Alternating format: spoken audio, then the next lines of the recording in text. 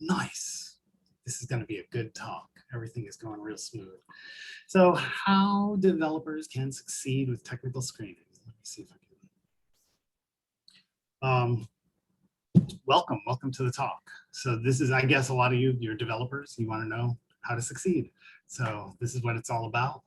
I got my title card up. I'm going to just move on and give you guys a little introduction and a little bit of the lay of the land. I might have to click on it first. I'm sure once I do that, everything is going to go very smoothly. There we go. So our agenda for today, what is technical screening? Screening benefits for developers and employers, project links, resumes and portfolios, public profiles, code review, coding assessments, technical interviews, coding challenges, different from assessments. We got some terms of art here that we're going to define for you as we go through this. And then we're going to end with screen yourself. So you'll get to, you'll sort of be left in a place where you can evaluate based on what you've just seen, where you'd stand in a screening type of situation.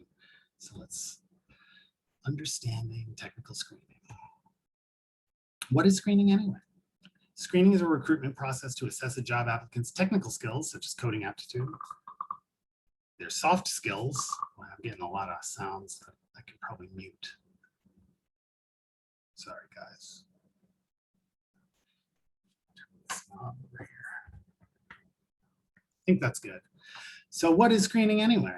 Screening is a recruitment process to assess a job applicant's technical skills, such as coding aptitude, soft skills, such as communication, and job-related experience before interviewing or hiring. What does a director of screening do? This guy. Director of screening handles the entire screening pipeline, evaluating candidate portfolios and public profiles, assessing quality of code samples, providing feedback, and recommending developers for specific roles. So here's your little Mario Kart roadmap. We start where the candidate applies for a job. You'll have a pre-screen interview to discuss the role. That's not even really like an interview yet. Like that's not really a job interview. That'll be, you'll be talking initially with a recruiter who's going to make sure that you've got all your materials together to get you in the screening pipeline. And then you submit all the materials that we need for screening, which at a minimum, your resume, project links, and public profiles. And we're going to define all these terms as we go on. So those are the bare minimum there.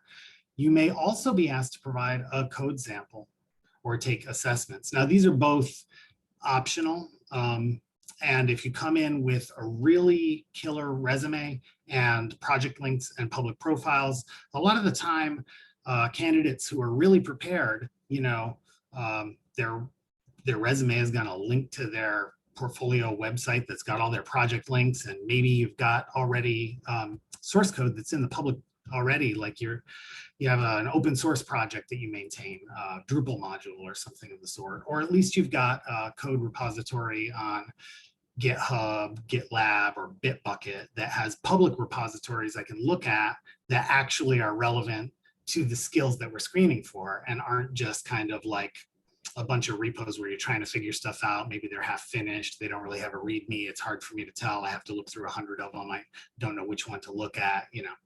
But if I get somebody who's very prepared and I go straight to, you know, their resume, and it takes me to their LinkedIn, and that takes me to their, for example, a Drupal profile, then you see their portfolio, you see all their, you know, all the sites they've already built, and maybe even I get to see their source code. They've already got code that's out there in the public domain, so I get to see how they code. And at that point, you don't have to give us anything else. We won't be calling you back and saying, we need to see a code sample, or you're going to have to take a coder bite assessment, because maybe you've already like been evaluated as like, you know what you're doing.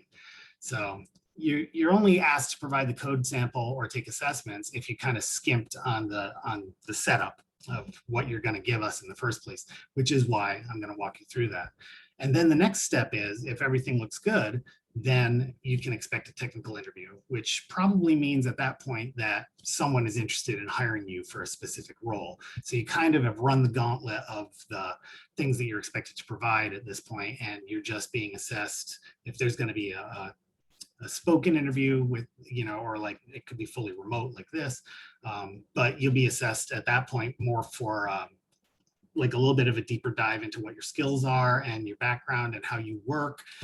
What's your development environment that you prefer? Do you use continuous integration? Do you use test-driven development? Different things that'll determine how you fit with the team, and how you can work with the team, especially if it's an agency job in a sort of a Git-centric, distributed, collaborative environment. And then the technical interview can also sort of be sizing you up for a culture fit, like how are you gonna, like, what's your attitude like? Are you easy to get along with? Are you going to fit in on the team? And then the last thing that you might get, especially for the really high-end jobs that are going to be the best paid ones, is that the employer may come back to you and try to assign you essentially a take-home exam that's going to be a coding challenge. That's different from a coding assessment, and we'll get into the difference a little bit later, but that's more of a like, they're going to give you instructions to build something, and it might take you all weekend, and then you show them, you put it in a Git repo, and you give it back to them, and they get to evaluate how you code, how you did on that, and whether they want you to be contributing your code to their project. And at that point, everybody knows everything there is to know, and you're going to get a yes or a no. And hopefully it's a yes, and you get to start a wonderful new job and a new adventure. So how you like the windy road slide? That was a good one. Understanding screening for developers and employers. So there's different benefits to you and also to the people who might be hiring you, whose money is on the line. And they're the ones really ultimately that I'm evaluating your skills for them, because they're the ones with the money to spend that's gonna go into your bank account if all goes well. The benefits of technical screening for developers include established trust. We understand your portfolio and your capabilities as a developer within our community. Client advocacy, so we can vouch for your performance on a project that you've applied for or recommend you for projects that require your skill set. And career mentorship, we can help you to understand what steps you might need to take to elevate to the next level, really, and move your career forward. Like what's missing, where you're falling just short, why you didn't get that role, what you could do instead that's gonna really wow the next potential employer that we line you up with. On the other side of the coin, the employers like screening because it gives them peace of mind. Knowing that developers have already been reviewed and approved for the position allows employers to be more receptive to candidates. Time and money savings.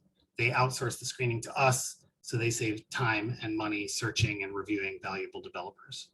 And happier clients. Costly hiring mistakes add up. Screening helps employers to understand how a particular candidate might perform in their organization. So what's the difference between technical screening and just a job interview? Well, interviews, all job interviews are screening interviews in the sense that you're screening out the undesirable candidates who aren't going to be capable of doing the job to the standards that the employer has set. So all job interviews, even at McDonald's, are really a screening process. But interviews also help employers to determine if an applicant is a good match for the role, and they may be considering attitude and culture fit as well as your skills. But technical screening, now it may include interviews as a part of the process, but it may also include code review or tests of API knowledge that are specific to different platforms that you might be working with, different technology stacks. If you're making something with, like a mean stack, then they're going to want to know that you understand MongoDB and Angular, or if it's Drupal, it's got an API, WordPress, whatever. Everything's got APIs. You're expected to know how to code to those APIs and follow best practices and coding standards. And this also may lead, as I sort of alluded before, to a more substantial coding challenge or take-home exam. So that really is like when you've already been assessed every which way and they're about to make a final decision, then you might get that bigger assignment. What do employers need? These are all the things that were on the roadmap from before. They were on our table of contents at the beginning. I'm going to take you through and define each one. So they're going to want to see project links. You're going to want to see your resume or portfolio, which really, that could go first. But the reason why it didn't go first is because when I talk about it, I'm going to want you to understand already what we mean by project links and the different types of project links. But a resume, essentially resume and portfolio, is the bare minimum to apply for a job. You're going to either have a resume that's a Word doc or a PDF or a website that's like a portfolio resume website. But that's the bare minimum. And if you have a really good one, maybe it incorporates some of these other elements. Project links, public profiles, I'll explain exactly what that is when we get to it. A code sample, which is not mandatory, but could be helpful. A coding assessment, which again may not even be assigned. If you come to us with a really good code sample, we may waive the coding assessment. So all of these things kind of work together to get you through the whole process. It's a little quicker if you do a little bit of preparation first. So this is probably, I had a little bit of difficulty even coming up with this term. I couldn't really communicate to people what was missing a lot. I would be looking at their resume. I would be looking at their LinkedIn profile, which is sort of like a de facto resume, and it would show a bunch of different employers that they work for, but it wouldn't be clear exactly what website they built or whether they worked on the back end or the front end, or did they make a custom module for it, or did they make a custom theme for it, or did they just do sometimes just, kind of pointing and clicking and typing in the CMS. You can do a lot with that and not actually write any code. So it's not always clear from looking at a bunch of previous employers and just visiting the websites of those previous employers whether or not that's actually the website I'm looking at is the one that you built. So you want to make that really crystal clear in your whether it's on your resume or in your LinkedIn profile. You want to make sure that you actually have links that we can go to and a little bit of a description of what you did. So a project link is professional work for a client that's published on the public internet. We don't all have this. But if you do, that's probably something you want to put front and center for screeners and potential employers to evaluate. You want to be able to say, I made this site, I'm proud of it, you can see it, it lives here, and give us a link. And that really is like going to help a lot, especially if you got a lot of them, you pile them on, people love to see it. The edge cases though are, yes, I have done professional work for a client, but it's not a website. Maybe it's a mobile or desktop app or something else. Or maybe it's not public facing. I've actually run into this a couple of times in my own career. I made a private intranet for Lifespan, which is a group of 5 hospitals here in New England. You can't look at that website. I can't even, I could give you a URL for it, but you'll get kicked off it unless you're on there. If you're logged in, essentially it uses like SAML, single sign-on with SAML authentication, and you need to be on their private subnet to even authenticate with that. So unless you're in the hospital, you're not going to be able to see that website. I had to take screenshots of it to get it in my portfolio. Or maybe it's not online anymore. It used to be online, but then it's been replaced. Somebody else came along and made a newer version of a site. You made a Drupal site, back in 2012, and somebody came along and replaced it with a WordPress site. You're going to give me that URL. I'm going to look at that link and say, this is not a Drupal site, because I can tell. We'll get into that in a minute.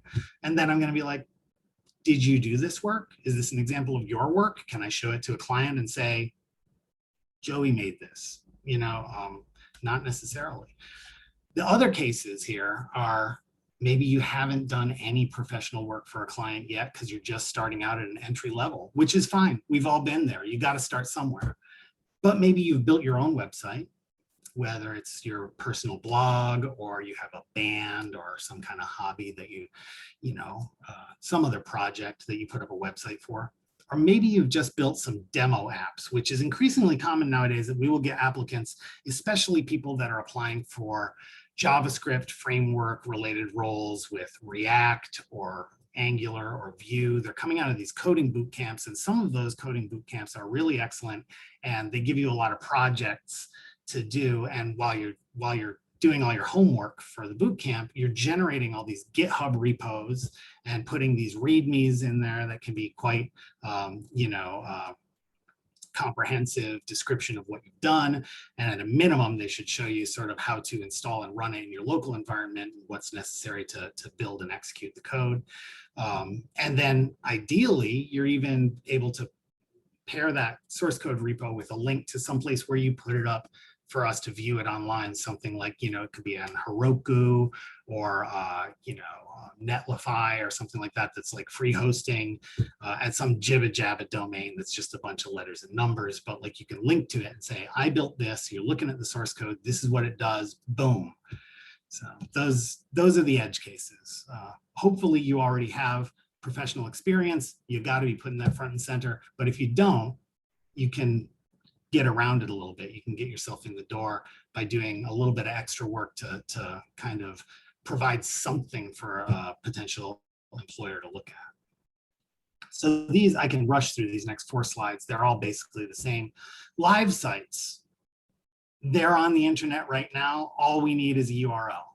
So give us a project title, project URL, optionally a screenshot. You don't have to take screenshots of everything, especially if, don't be giving us a screenshot that then we click the link and it looks nothing like that, or we get an error code and it's just like, what was the screenshot really for? Like, it's not even, And you got to give us a description of what your role was. Did you build it all yourself? Did you build it all from scratch? Or were you part of a team? Were you just doing the front end work and there were back end engineers involved? How did you fit into this picture? Were you working on your own? Were you working for an agency? Were you working directly for the client as an employee of whatever company you built the site for? So that's the description, and that helps a lot. A lot of the time I just get links and I'm like, okay, I got no context. I'm not sure what to make of all these links. And I can't necessarily even tell from looking at the links whether or not they're actually the same site that the person built, or whether, and in some cases, people are taking credit for sites that they have not built. And I generally can get a pretty good sense of that as well. If somebody's got like a very shoddy level of code quality in their GitHub repository, but they claim to have done all this work for like Apple and big companies, then something seems off. Archived sites, this is a very interesting one. So when providing an archive site for review, and I think maybe I'll swap this slide with the next one next time I do this. I'll show you archive.org first, and then I'll back up to this one, but I think I'm going to swap the order next time I do this presentation. The Internet Archive is this amazing, wonderful thing, right? It's the Wayback Machine for the internet. So you actually can go back and, oldsite.com is offline. I was really proud of that. I want to show somebody what I did. Well, you go to web.archive.org/web/path to oldsite.com. And that's all you need to do. If someone has already asked archive.org to look at it, it will have a snapshot from the day that they did. So it actually needs to be primed. You can't just assume that they have already crawled your site and they've got a copy of it for every day that it existed. In fact, you should look up your current sites there today so that when they do eventually go offline, you'll still be able to show a link to them, right? That's how you prime the pump. That's how you get them in the archive. Obscure sites may never be added and may disappear forever. This happens a lot. People will give us a link and there's nothing online there today. And I go to the Internet Archive and there's no record of it ever existing. So it's not really a project link in that case. I mean, maybe it was, and I'm willing to give you the benefit of the doubt, but I can't show it to a potential employer. That's something that they're going to want to see your work that you did. Now the screenshot, and I use this as an example because it's actually a website that I worked on. This is from June 19th, 2003. So I believe I can show you what it looks like on the Internet Archive. This is it's like there's this calendar, and across the top you see all this sort of like a histogram of how many snapshots there are on different days. And this is a website that's looked like a lot of different things over the course of its history, but it looked like this when I was working on it. So I dialed this one in just in case. It's not something that I actually put in my portfolio nowadays, but a lot of the time people will have, I'll find people, especially Drupal old timers who have been around since like Drupal 5.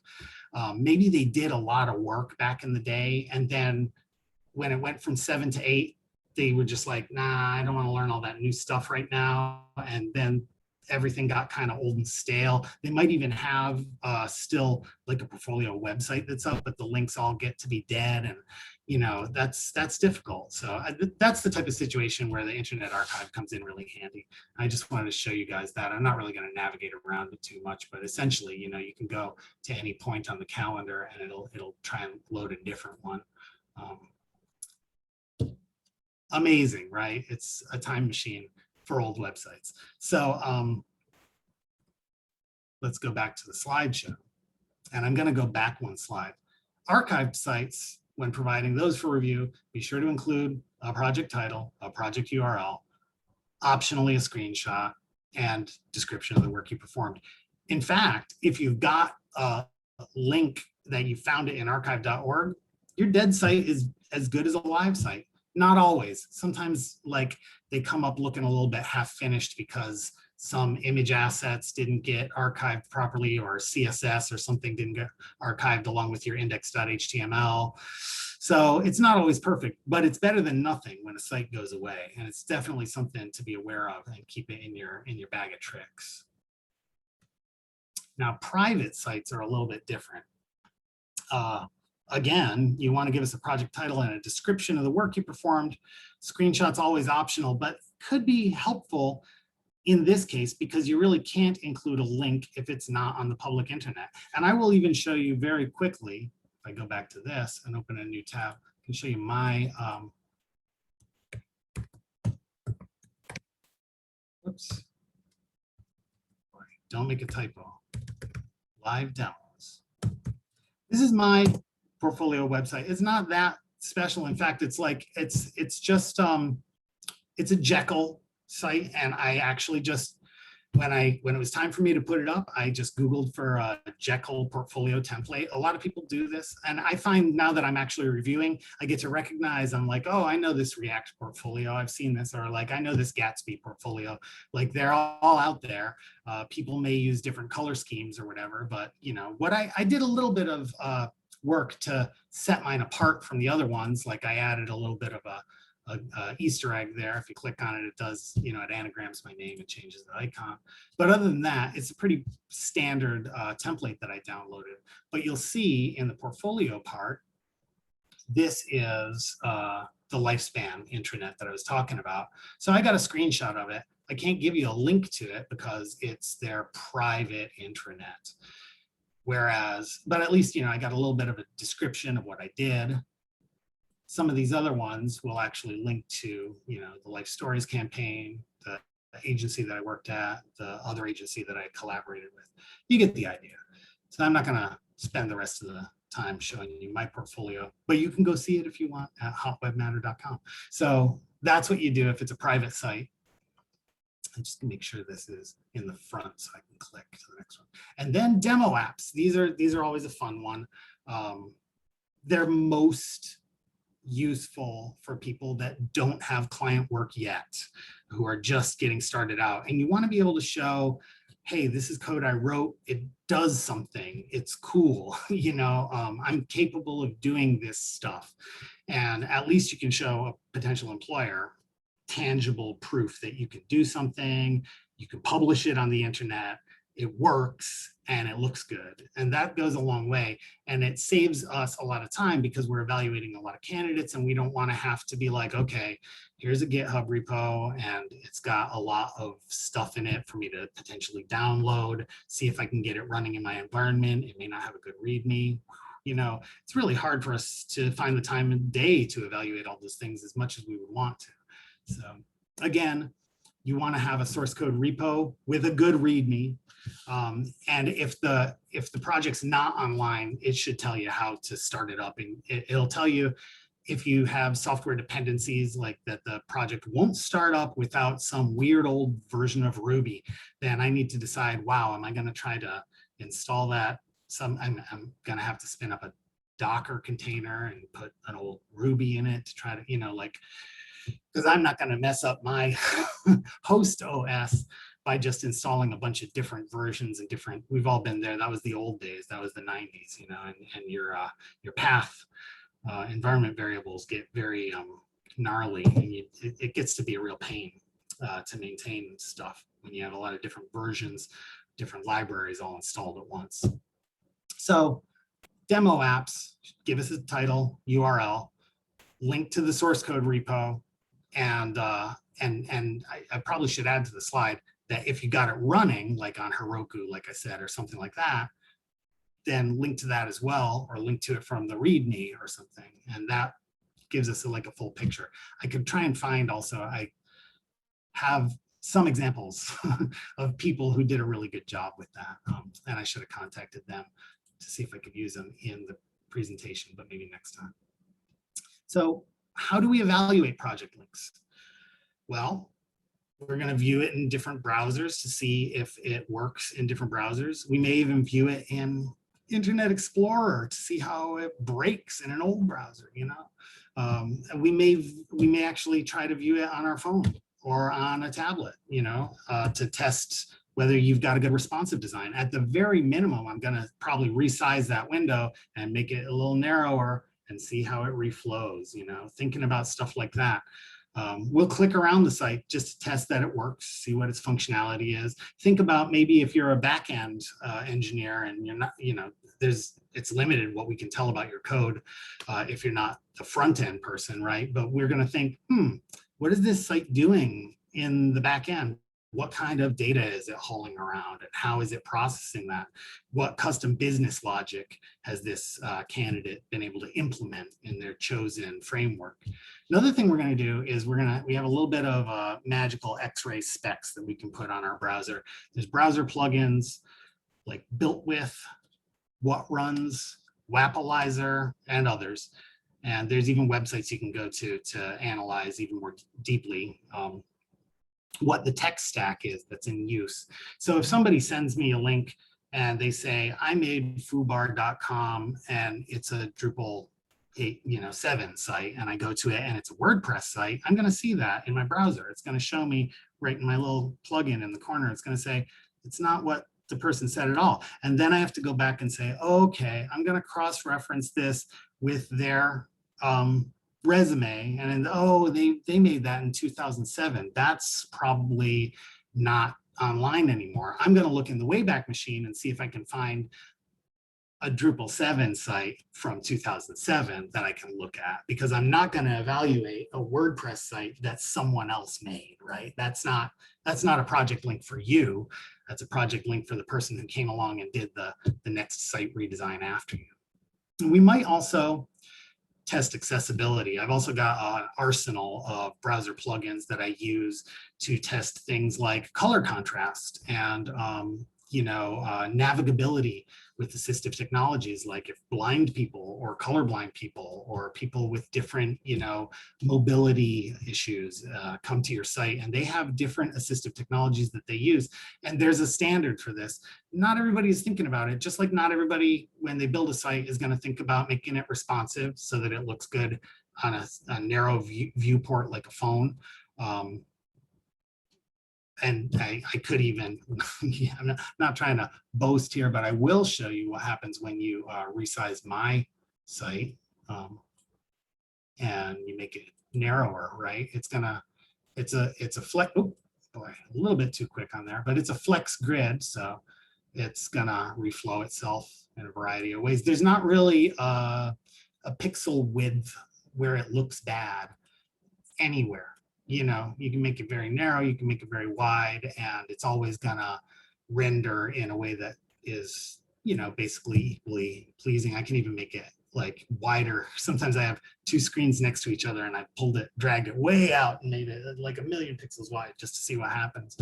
I tried to break it, you know, but a bunch of different ways. But then I've gone back in and I've actually tried to fix it. And since it was an open source project in the first place, I actually contributed my code back upstream to the original project developer. And that's something you can see when you go to my GitHub repo, that like, yes, I did download this off the shelf template, but I made the grid more responsive with Flexbox, and I gave that back to Jérôme Lachaude in France, who came up with the initial Jekyll theme that I used. So I have some other contributions to that as well. And that's all stuff that comes to light in the process of screening. So let's keep going. That's some of the ways that people like me and your future employers are going to be evaluating your project links when you throw them out there. And that basically brings us to the end of the section on project links. So hopefully you got a better idea of why we ask for them and what you should be providing, so that then you don't find yourself being like, I gave them my resume and a week later they called me back and said I didn't give them enough stuff. I'm offended, you know. Well, now you're going to start to understand from our perspective, and maybe not even so much my perspective, but the people that I'm trying to show your stuff to. I want you to get hired, right? I want to help you get hired, and I want to give you good advice to help you level up and make sure that you do everything that you need to do to get hired. The people with the money who might be your next bosses, they don't necessarily care about you. They don't really necessarily want you working for them. You got to prove yourself to them. And it's difficult for me if you don't give me enough stuff to show them to help prove that you can do the job. So let's just briefly talk about resumes and portfolios. Again, this is the bare minimum. This is the first thing that it's really not even a job application unless you give us a resume, right? Like that's the absolute bare minimum. But I talked about the project links first because I want to show you the holy grail, right, is a portfolio website. I jumped the gun a little bit and I showed you mine. Let's look at why a portfolio website can be so useful in screening your candidacy. First of all, what makes a good portfolio website? It should have project links that show regular activity up to the present.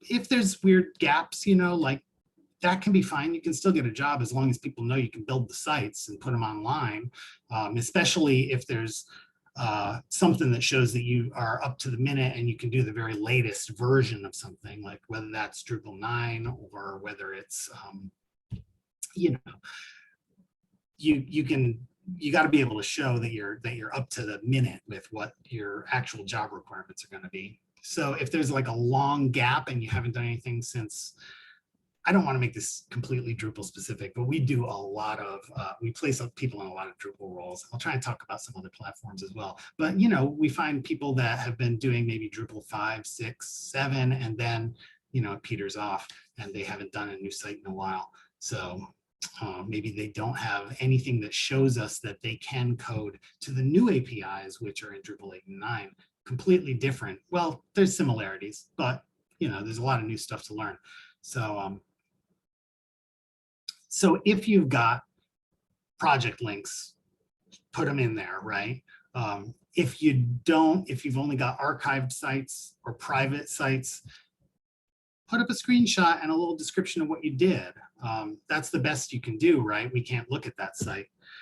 And if you really don't have any other stuff to show us, you can make a portfolio site with nothing but demo apps. And a lot of people do that, especially if they're coming right out of a coding boot camp. I've seen some really flashy ones that really impressed me. That you know, every single project on it had a link to the GitHub repo. GitHub repo had a good README. The README in the GitHub repo linked to the demo online at Heroku or whatever, or wherever you published it. And maybe even the original portfolio website linked directly to it. And you can make that a really compelling presentation, even if you haven't done client work yet. So what makes a bad portfolio website? Lack of project links. Sometimes you just see names of companies that you worked for and there's no site to look at. Or you see this, vague descriptions. I had several clients, including nonprofits. Really? Who is that? What does their site look like? Is there really any site, or are you just kind of filling the air with words? You know, how do I know that you actually, when you say between this year and the present time that you've had your own agency and you've had a multitude of clients, but you can't name one, I might be inclined to believe you, but the people that I'm showing your work, the ones with the money, are going to be a little bit more skeptical. And as I say, it makes it look like you're lying about something. Whether or not that's true, I want to believe you. But if you're very, very vague about stuff, it makes it look like you're lying, and that's just not a good look. So keep that in mind when you're putting up a portfolio site.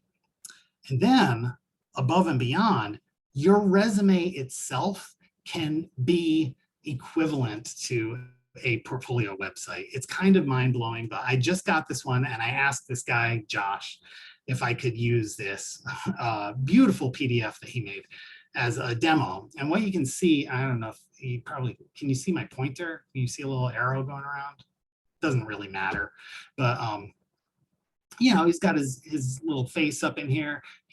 Each one of these green titles up here for different places where he's worked, it's going to link to a website for them that he designed. So he's got project links right in the PDF. It's actually an active PDF with active links. And all these things down at the bottom, well, first of all, there's references from his direct supervisors at his current employer, which means he's not even like shady about going and looking for another job. They know he's looking for another job. They won't be surprised if I send him an email or call him the phone, you know, like this guy's totally above board. It looks great. He's got his own portfolio website, which is beautiful. He's got his current employer's website. He designed it and it's amazing. And all the job experiences are linked to relevant project links. And even the icons in the bottom row are linked to his public profiles. And I can show you that with the, I believe they work on here. Do they work? Hold on. Well, this is the PDF, but I think I got to open it in a different program to actually click on the links. For some reason, this preview didn't quite do it for me, so I'm going to throw this one up there. And what you'll see is if I click on, there's his LinkedIn, it's got a link. His GitHub, it's got a link. This is Codepen, which is another cool one where it's like a little coding playground. You can put up little HTML, CSS, and JavaScript stuff. And this one is a little basketball. It's Dribbable, which is more of like for front-end people to show off their design chops. And then also Stack Overflow. He puts his link to answering people's questions and being helpful on the biggest QA site of them all. So, and also if you are active in Drupal, the Drupal Stack Exchange is a very important one as well. So I never, I'm always, you know, I like to see these things if you got them. So anyway, I'm not gonna go clicking on all of his links and showing you everything he does, but he did a real good job with that. This level of greatness is not necessary to get hired. You can give us just a plain old Word doc that's in Times New Roman. If it's got all these things, if you've got, maybe you don't have a portfolio website, but at least you give us the project links, you know, and if you show us your public profiles, which these icons along the bottom here, but I'm going to go into that in a little bit more detail next. Understanding public profiles. Everybody with me? What is a public profile? These are your profiles on various social platforms, published on the public internet that I can view. And ideally, they should link back to your portfolio site if you got one. Each and every one should bring us back to that hub of, this is who I am, this is the type of work I do, and kind of funnel everything toward that beautiful presentation of the type of work you do that shows what kind of a job you're qualified for. So public profiles, the biggest one is LinkedIn profile. Everybody should have this. In fact, in some ways, the LinkedIn profile is even more important than having like a doc or a PDF for a resume. I kind of expect everybody to have a LinkedIn profile. And when I look at it, I want to see not only your work history, but don't make me do a lot of detective work to see what you did for that company. Put a link to the website that you built, or say that you can't because it's on a private subnet or something. Explain that, don't make us guess, don't make us wonder and worry and go clicking on the employer's LinkedIn profile and click, oh, see their website and be like, is that the one that this applicant built? I can't tell. I don't even know if that's what they built for them or not. I'm just going to go back and look at the other stuff.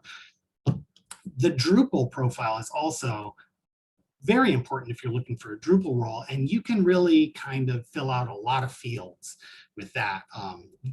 A lot of people just put the bare minimum. It's just their username. And that can be fine because it'll still show me when I go to look at it. It'll show me if they've participated in issue queues.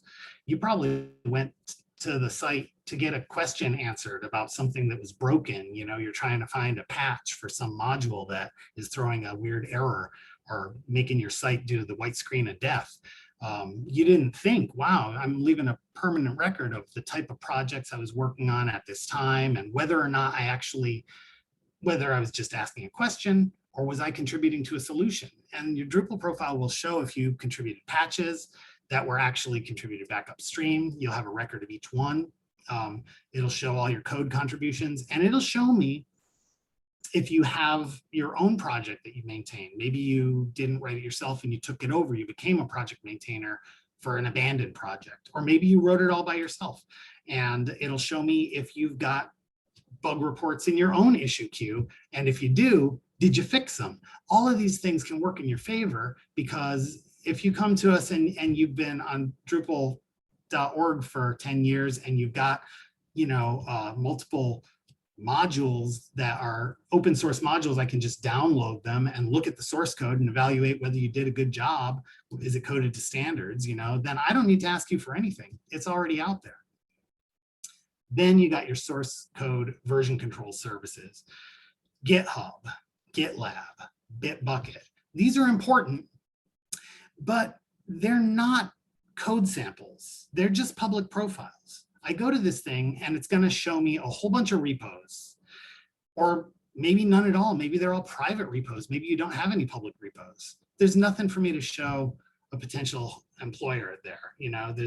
I need to see a code sample, and it's got to be relevant to the job you're looking for. So if you're coming to us looking for a Python job and your GitHub is just full of Ruby, it's not necessarily that far off, but it's not going to show actual experience. It's not going to actually, show that you code to different APIs, right? Like it's a Python Django job. Like they don't want to see Ruby on Rails code. So you might have 100 public repositories and 0 code samples that are relevant to the job that you're actually being screened for. And again, when we go to it, we're going to look at it through the lens of a particular role. We may come back to the same repo when you apply for another job in the future, screening you for a different set of skills, and the same repo that was not so good today might have something in it that's relevant to the other skills, and it might be fine. But you need to think about that when you're putting public repos out there. A lot of people just use them as kind of a bucket where they throw different things they're trying to figure out, and maybe they never finished it. Maybe if I download it and I try to run it, it won't even build and execute in my environment. So there's really nothing that shows you can complete a project and publish it online.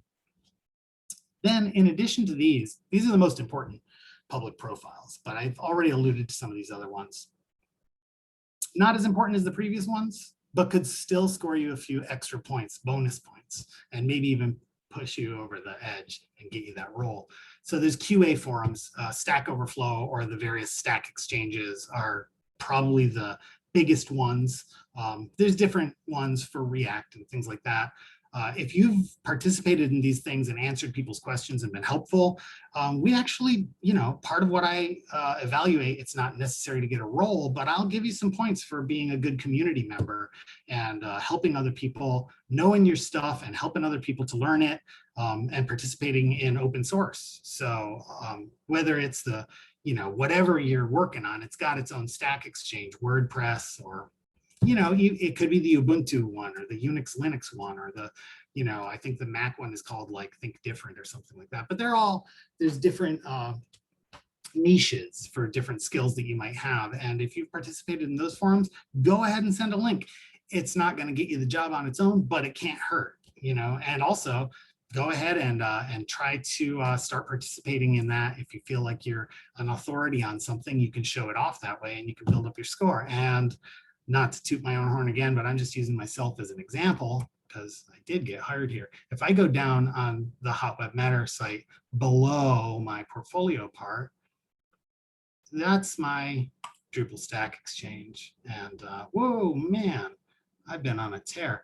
I went ham on that. But anyway, I'm trying to get to 2000. I just got the Tenacious badge. I don't know if that's ever gotten me a role, but it can't hurt, So code playgrounds. This is another one. That really nice PDF resume that I showed you with all the icons, all the font awesome icons across the bottom. Codepen, JS Fiddle, CSS Deck, all these things are just kind of places where you can go throw a little bit of HTML and CSS and JavaScript together and see what it does. A lot of people have some pretty cool ones, and this is more helpful again to people that haven't built a bunch of like big websites for big companies and government organizations and nonprofits or whoever your clients are. But if you haven't built a site for a client yet for money, then you can at least show off your code in this way, in these little things, these little JS fiddles or code pens. And then there's also design sharing sites like Dribble. There's a couple of other ones. I'm not really an authority on this because I'm not really a front end guy.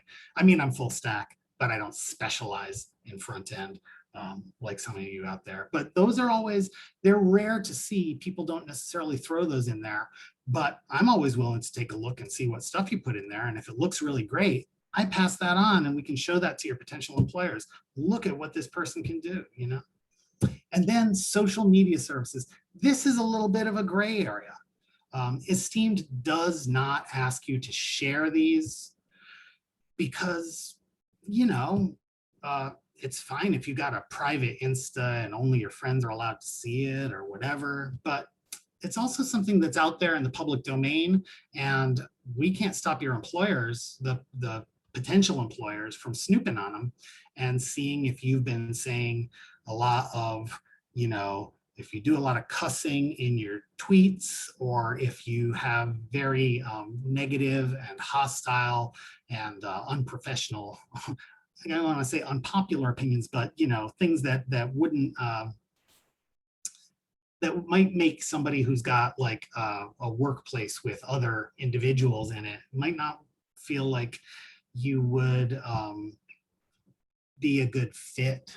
If you're intolerant about different things, or you have, certainly if there's like hate speech or things in your public profiles, get it off of there. Don't put it out there. I'm not here to tell you one thing or another about what you believe, but I can tell you that employers might check that stuff out, and if they see anything that rings an alarm bell, so consider that. If you've got Twitter, Instagram, Facebook, anything like that, I don't look at them really myself unless I got absolutely nothing else to look at, and all your GitHub, it didn't have any code samples that were relevant, but it links to your Twitter. Then like, if I got nothing else to look at, I might look at your Twitter, and maybe it's got screenshots of that app you were developing that was a phone app that you never launched, but it looked really cool. And at least that's going to get you from like, not approved to maybe you're approved for entry-level roles, because at least you got something. But I don't lean too heavily on, I certainly don't go seeking out your Twitter or whatever it is, but I can't stop employers from being nosy about it and wanting to know everything about you. And a lot of employers do check this stuff out. And it might be part of the vetting that they do, even if I don't do it. So that's just something else to keep in mind. Keep them clean, folks. Understanding code review. I get this sometimes from people, they're like, why did you want to see a code sample? All of my GitHub repos are private because all of that code is, it's all protected by non-disclosure agreements with my clients, and I can't show you any of my code. And that's perfectly valid. You can, absolutely, we don't want you to violate a non-disclosure agreement, but we got to have something to show. So if you haven't published anything that's open source, be aware that you might be asked to produce something that just demonstrates that you can do the job, some evidence of the type of code that you would write in a situation, and what it looks like. Does it have a lot of errors in it? Does it follow the standards? So, what is code review? In a code review, anonymous programmers and peers check your code for mistakes, solutions, and/or suggestions. It's been shown to accelerate and streamline your candidacy like few other screening practices can. Project links demonstrate front end more effectively than back end or full stack. So you probably want to have a code sample if you're a back end or full stack engineer. It's possible these days to make a great looking website just by downloading open source CMSs and plugging in themes. I mean, they may be open source, or they may even be, certainly in the WordPress world, a lot of people be installing WordPress and then buying like these premium themes that look awesome. So I go to your site and it looks great, but it doesn't mean that you did anything really. I mean, it's good that you know how to put it online. You at least know how to unzip a tarball, put it online, and install the plugins and install the themes, and more power to you. But it doesn't show me that you can actually write your own WordPress code and build your own theme or your own custom, Gutenberg blocks or whatever that you can code to the APIs. So employers want to know that you can code it yourself. And they want to know that you can work with a team of developers. Again, most of these situations are going to be a Git-centric workflow where you probably are sharing a Git repository with other coders. You may be doing it all on your own, but a lot of the high-end roles, you're going to be working for agencies that have this stuff all worked out with like, DevOps and continuous integration and things that you may not have ever done on your own. So this is like all stuff that you can kind of indicate that you're familiar with and skip a lot of questions later. Code samples help to illustrate the various concepts with which you've had hands-on experience. So let's look at what makes a good code sample, how they're reviewed, and what to do if you don't have any code that you can share, whether you haven't written it yet or you just can't share it because it's somebody else's property and you're not allowed to divulge it. And that is totally valid. So what makes a good code sample?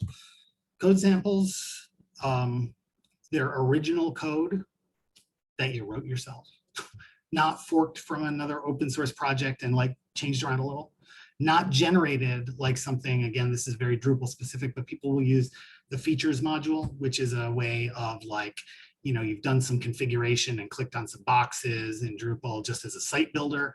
And now you can use the features module to export that as a module. It's going to bundle up all of your configuration schema in, and anything custom that you did with views or anything like that. It'll make a module out of it. You don't need to know how to write your own module. But also, I can tell right away if I look at a code sample if it was generated using features, because it says that it depends on features, and I've had to use features myself for clients, certainly in the past, in the Drupal 7 days, and even actually Drupal 6, features was a lot more popular, and I didn't really know as much about how to write a module then. So I used it, and even more recently, I have worked for agencies that use features as a very important part of their workflow. I don't recommend it to people that are starting with Drupal 8 or Drupal 9. You should learn configuration management.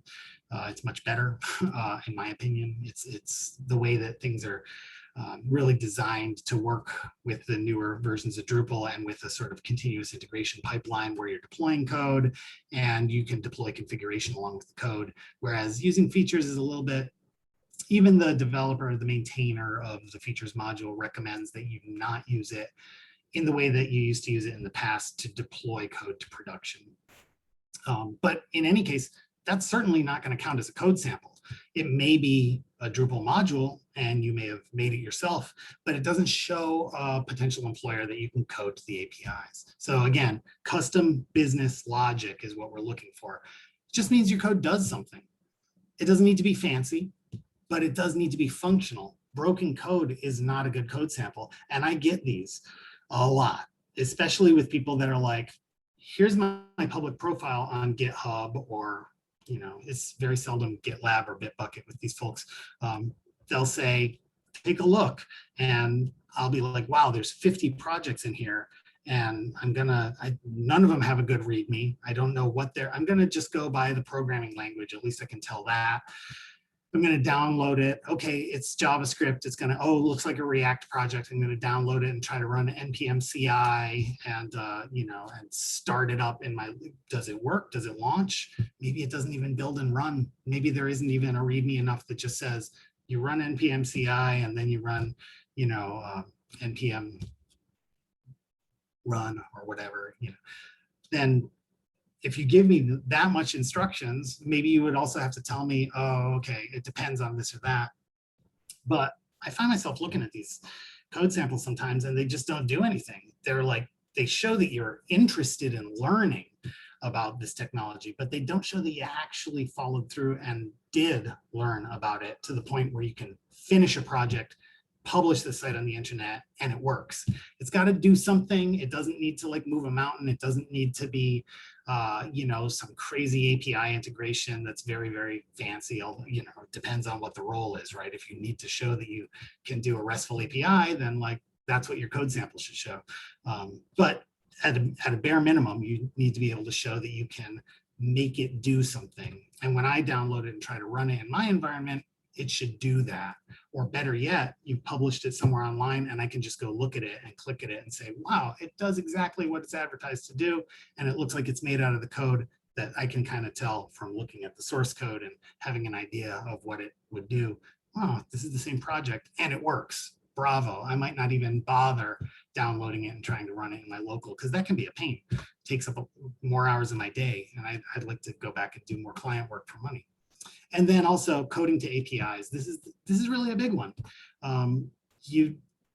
Whatever it is that you're doing, it's got APIs. So whether it's a CMS like Drupal or WordPress, or you know, whether it's a framework like Angular or Vue or React, or it's like an MVC kind of model view controller framework like Django or Laravel or Symfony, Ruby on Rails, Spring, Struts, .NET MVC. I put a bunch of them in there.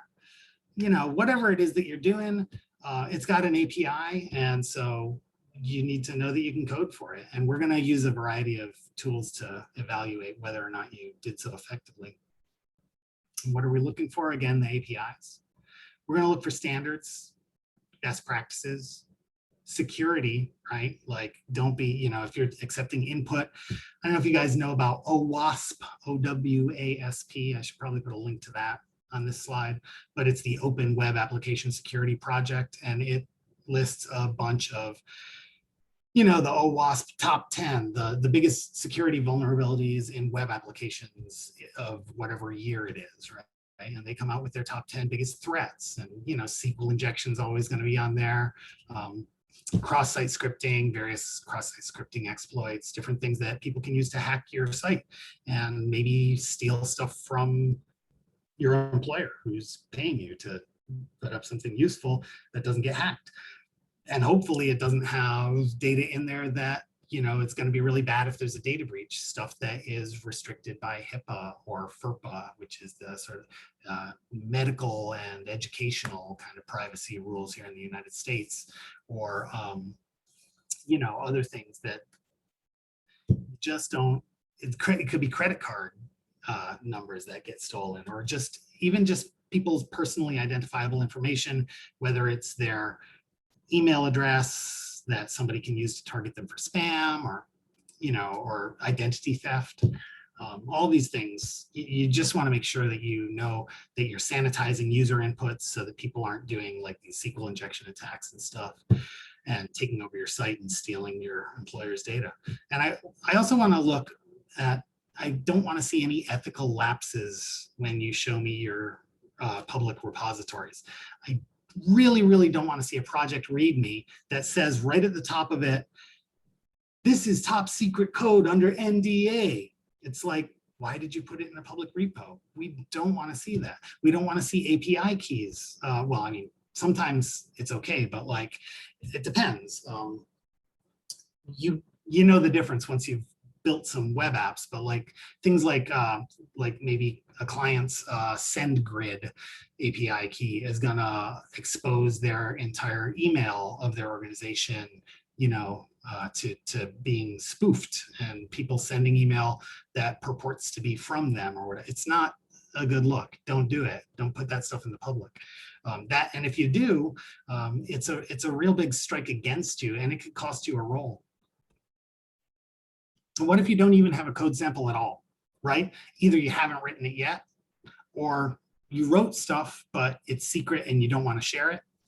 Well, here's a few ways you can just jumpstart that whole process. You can create some demo apps, show your capabilities.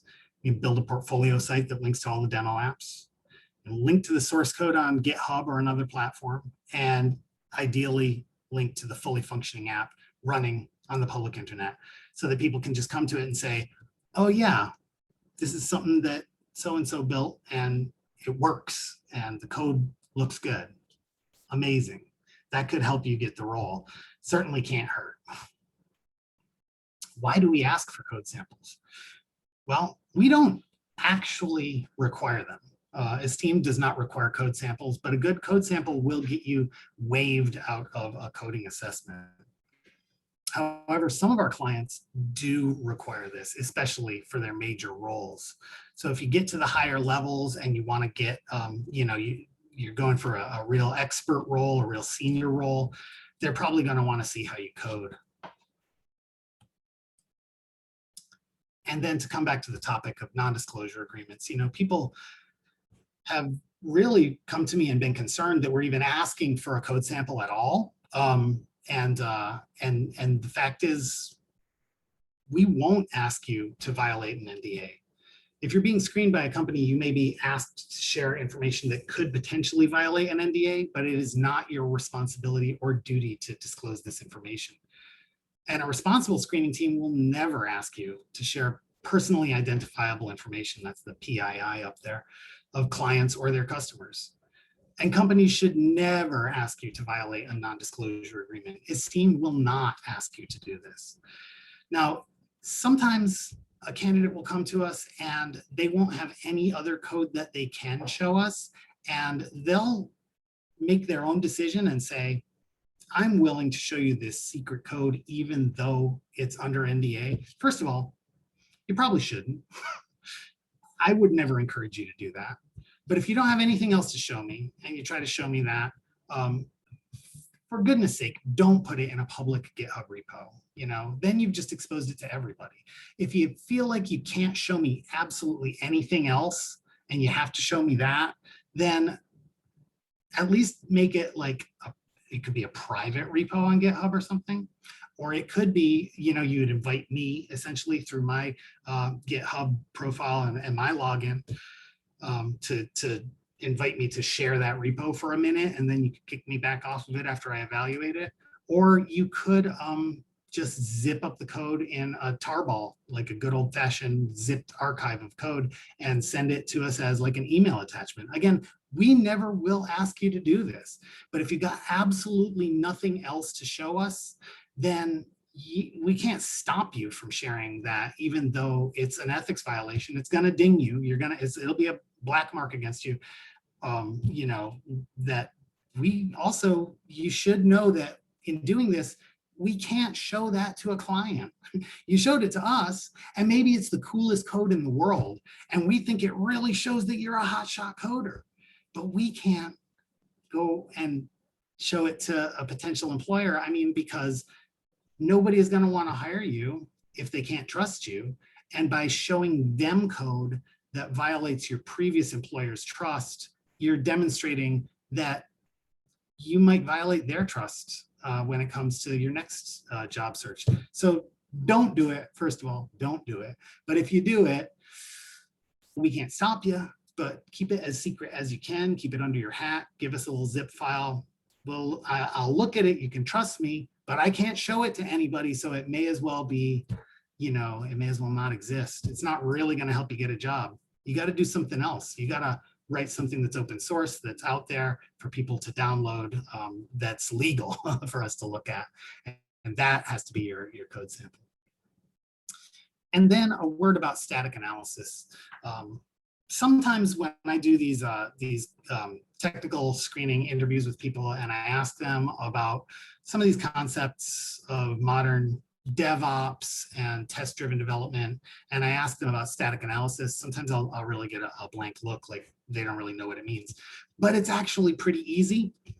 Static analysis is just like linters and code formatters and stuff that you can run this code to analyze your code and make your code better. In some cases, it can even automatically make your code better. The big one that I encourage people to use is PHP Code Sniffer if you're in Drupal or WordPress.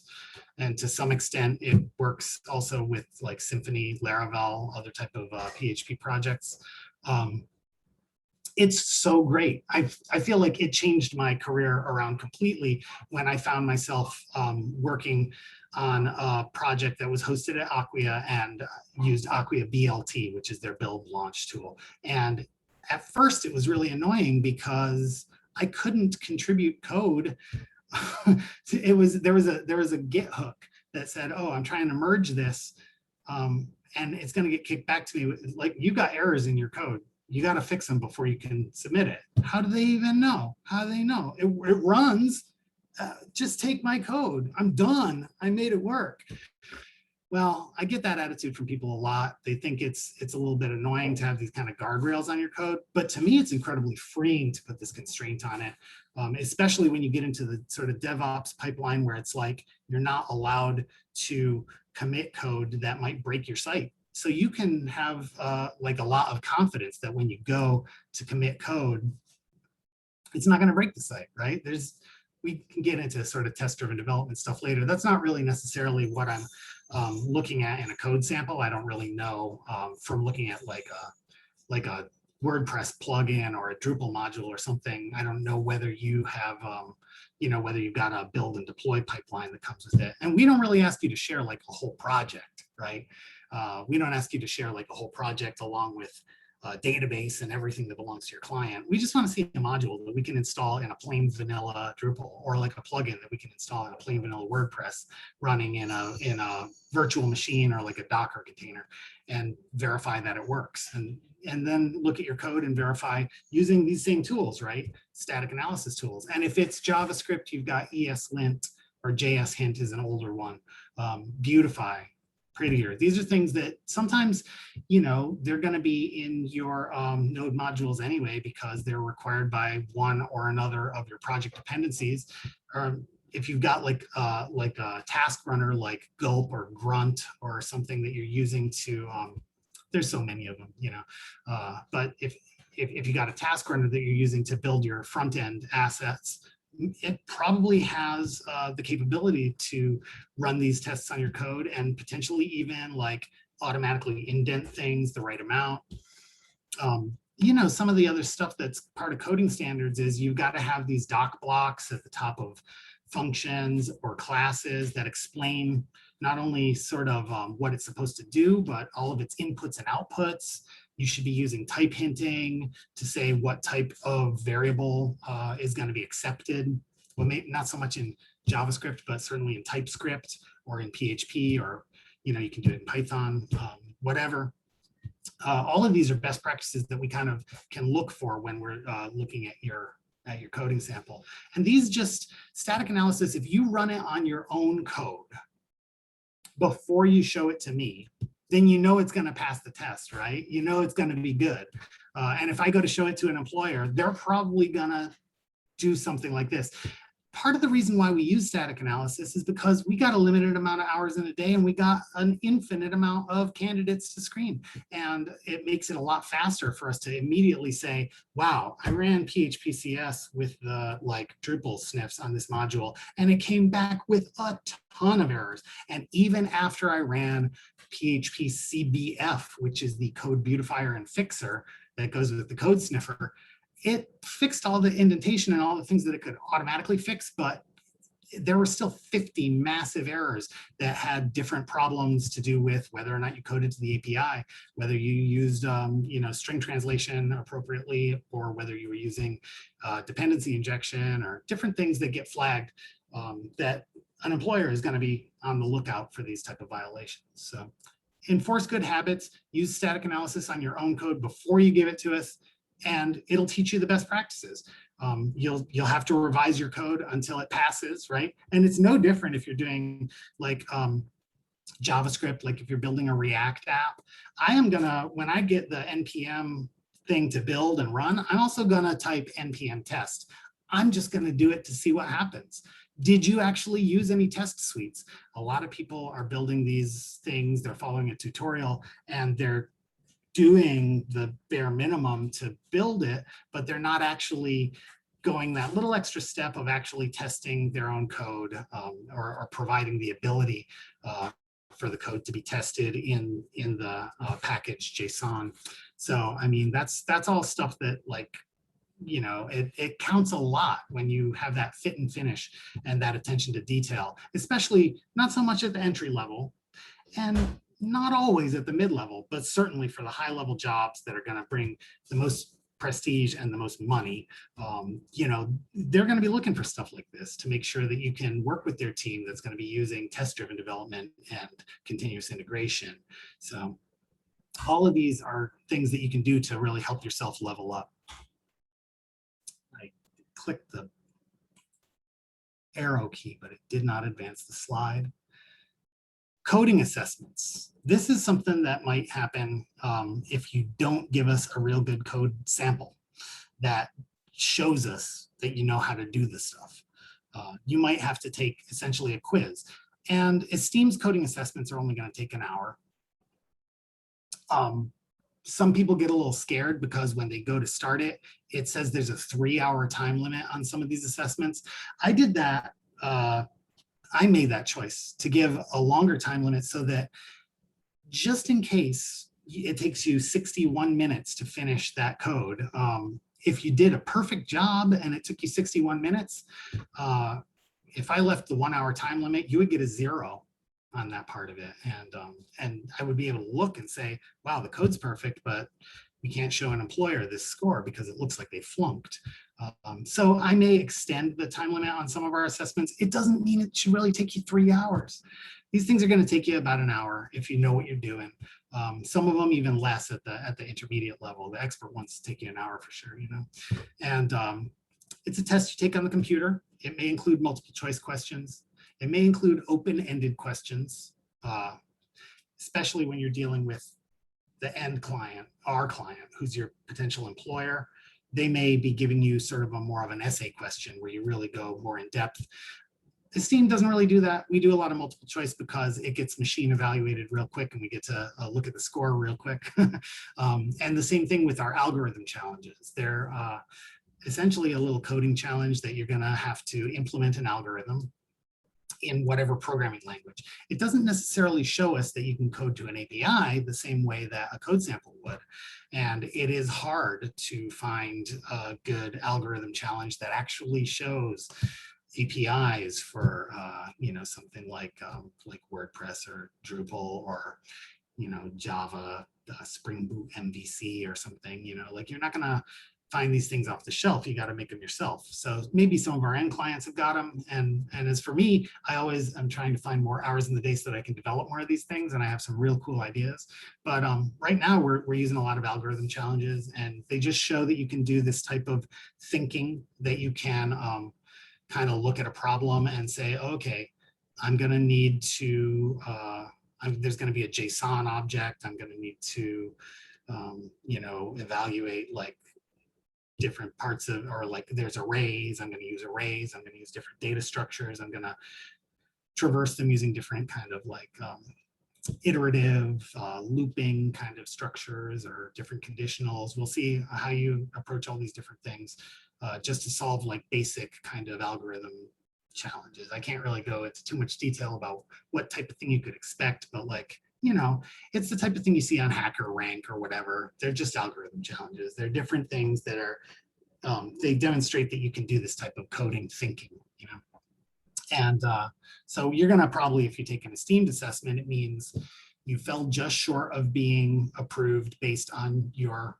links, your project links that you provided and your code samples, because maybe you didn't understand it when you gave us the link to your GitHub repo, but there's 35 different code repositories in it, and none of them are actually, like actually like a code sample we can use.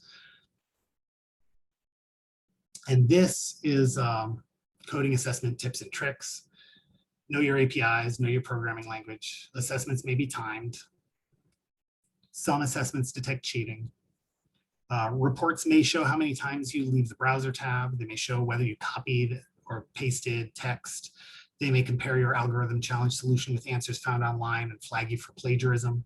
And in fact, they may show a video of everything that you typed so that we get to see your entire thought process. We tend to watch it, we speed it up to like 8 times speed, but we can see you actually coding in real time. So it's all just stuff to know getting into the coding assessments.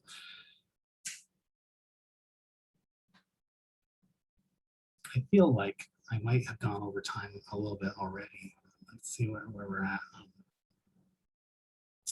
Understanding technical interviews and coding challenges. This basically is the finish line. Technical interview means the employer is seriously considering you for the role. Don't be late for the interview. This happens. People will do great right up until this point, and then they'll be a no-show for the interview and they're not going to get hired.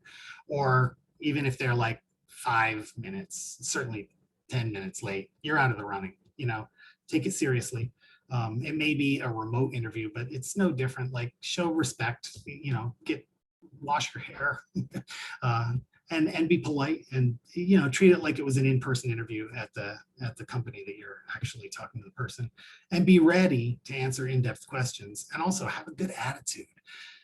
Don't be like, well, I'm very busy and important. And, like sometimes we get people that blow it on an interview because they go in and it's like, I'm not really interested in working for your company full time because I'm just like, I got my own agency going on. And that may be true. But if you want to close the deal, there's a different way to communicate that doesn't make it sound like you're too full of yourself to work for them. So all of these things kind of play into it. Now, Esteemed may also request an interview. This isn't really a technical interview necessarily. If it's me, it's more likely to be like a pep talk and a coaching session. I feel like you're just within reach of getting this role and you're falling short somewhere, or maybe you're not falling short, but you haven't shown us in a tangible way that we can demonstrate to the employer that you have this skill. So maybe it's something that you just didn't mention in your resume, but you actually are good at. So that's the type of thing that I might, just to kind of cross all the T's and dot all the I's, I might ask for a 15-minute interview with you that says, hey, have you ever used like a Docker-based local development environment like Lando or DDEV or Doxel? Or can you at least, just use a plain old Docker file or Docker Compose? Are you familiar with this? Because this one role, they didn't put it on the job application, but they use that there, and it'll give you a real boost if they ask you about it in the interview and you don't have just a blank stare and be like, no, I never I don't know anything about it, right? So that's the type of interview you can expect with me. It's going to be a more friendly interview. I'm on your side. I want you to get hired, and I want to give you a boost and help you to get the role. Because honestly, the more people that we can get you guys hired at a higher rate of pay, you'll be happier. You're doing a good job because you're a qualified applicant, because I already screened the heck out of you. And so the employer is going to be happy, and Esteemed is going to be happy because we do make a little bit off the top of all these things. So the more people we can put to work, the more we're just going to be over the moon. Coding challenges. This is like, you're so close to the finish line that your chest is pushing the tape. They love you. You knocked it out of the park at the technical interview, and they are ready to hire you, but they're going to give you a solid assignment that's got some depth to it. And they're going to ask you to do something related to what the actual job is. It may be a front-end challenge. It may be a back-end challenge. It may be like an API integration. It may be, like a custom plugin or module or theme or something that it could be any of the kind of frameworks or different domains of technology stacks that we place people with roles using these things. Like I say here, Drupal, WordPress, Symfony, Laravel, React, Angular, Vue, Django, Flask, Rails, Spring, Struts, C#, ASP.NET, or just plain HTML, CSS, and JavaScript, which actually is increasingly common. Sometimes people will just want to evaluate, like especially if you're doing a front end thing, they don't care so much whether you know the APIs of the underlying system, but they want to know that you really are good at SAS or whatever. So these challenges, and Esteemed does have some of our own in-house, but generally if you're getting these, they're coming directly from the employer, and we will be using coding challenges that come direct from the employer, and they use those for all the applicants that they hire for that type of role, whether it's front end, full stack, back end, or whether it's whatever slice of thing they're trying to evaluate. They may have their own challenges to evaluate that, and we're just passing those along. Now, this is the big ending, guys. Screen yourself.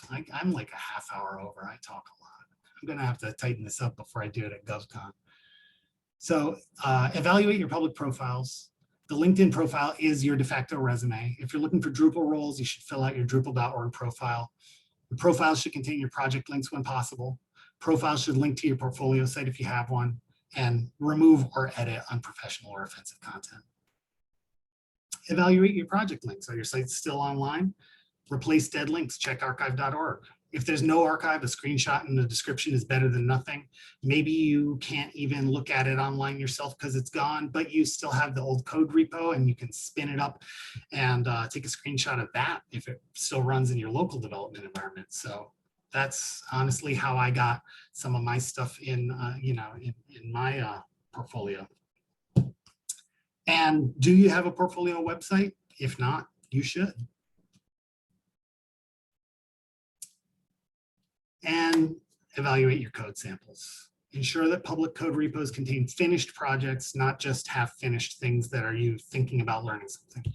Use the readme.md to document the project dependencies and the build run process so that if I have to build it, if you don't have it running out there somewhere on the internet, it'll give me step-by-step instructions. Hopefully it doesn't take me more than 10 or 15 minutes, or I'm gonna consider it an F. And remove ethical violations. Do not have a public repo that violates an NDA or discloses any publicly, PII, personally identifiable information for your employers or their clients. That's a big, big no-no. Now go get hired. Thanks for coming to our talk. I'm going to open it up for questions. I don't see any in the chat. I do see somebody saying, thanks, that was great. And they left right at 3:58, which is when I should have been done. But if you guys, I don't know if Matt Pritchard, if you can unmute people, or maybe we'll just, if people want to type questions in the chat, I can certainly answer some questions at this time. Yeah, I think people are able to unmute themselves, so. Maybe. Yeah, can you hear me? Yep, I could turn you up a little bit, but yeah, I can hear you, Robin. Thanks for this. It's super informative. I just had a question because I have no professional experience, and one thing that people in my shoes sometimes do is they'll make a website for like a family member and then call themselves a freelance web developer. And supposedly it's really effective, but I also wonder, is that a little shady? Like if you investigated that, would you think I'm No, I don't unethical? personally see anything shady about that at all. We've all got to start somewhere. It's very hard to get that first role. It's hard to get your foot in the door. Everybody who wants to hire you to work on whatever type of website it is going to want to see experience with that specific technology. They're not even going to care if you've got experience with another related technology. They want to see like an actual portfolio piece that says, I already built something in Drupal 9 or whatever. It's hard to get your first Drupal 9 role. Or I mean, certainly for me, when I was working in an agency where they had me doing all Drupal 7 stuff. And it wasn't until I left that agency and worked at another place that gave me 3 different Drupal 8 sites in my portfolio. I was never going to get Drupal 8 experience if I stayed at that first agency.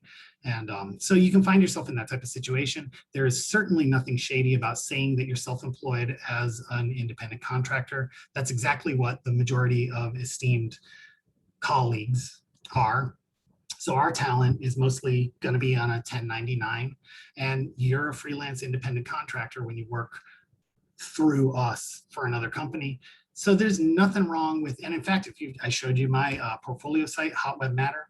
Before I worked for Esteemed, I worked for Hot Web Matter, and that was a time when for many years I was self-employed and had varying different and sometimes for 6 months or longer at a time, I didn't really have a technology related role and I went back to waiting tables or whatever.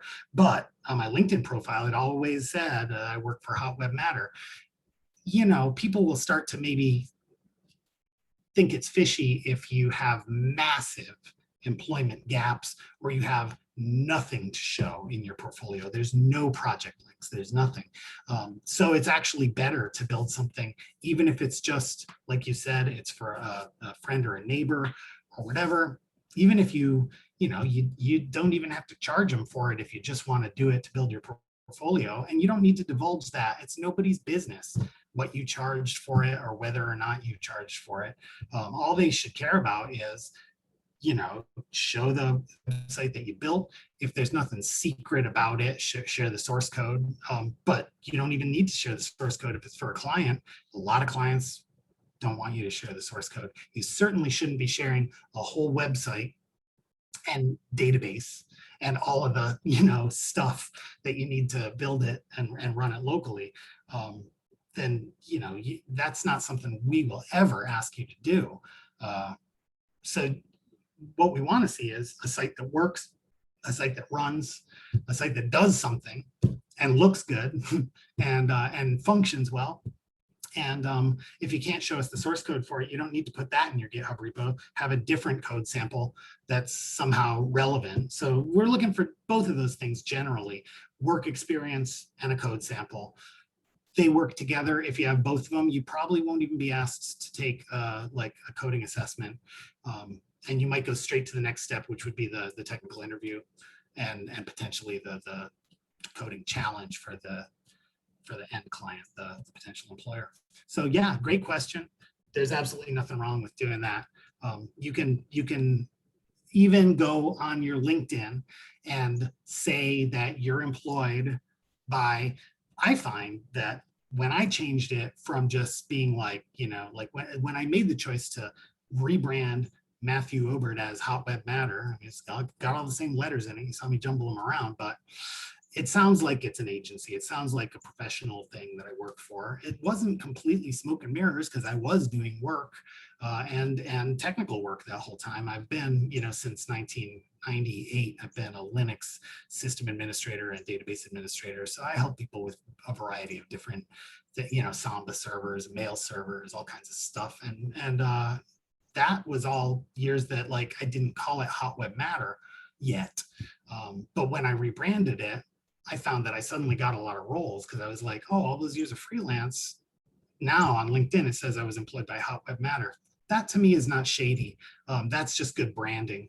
So give yourself a good company name, put up a good portfolio website at that domain, whatever it is, and then you can start building your portfolio there. And certainly if the first thing you put in your portfolio is just some demo apps, that's fine. As soon as you've got a site for a client, even if it's a friend or a neighbor, put that in there with the demo apps and you're off to the races. You might get hired. And then as soon as you get a role, you're going to have like a legit portfolio piece. Any other questions? Hello, how are you? I am well. How are you? I'm good. Yeah, I really enjoyed this session. It's great. Okay, my question is about qualification, because most of the posts you find out they talk about the diploma or a degree, and most people we are doing a career change, or sometimes you're working in a tech field, and then you raise up the ranks because of your technical experience, but you didn't have a degree or a diploma. Mm-hmm. So does it go back to get a degree for 4 years, or you can go the certification way? How can you overcome that degree requirement?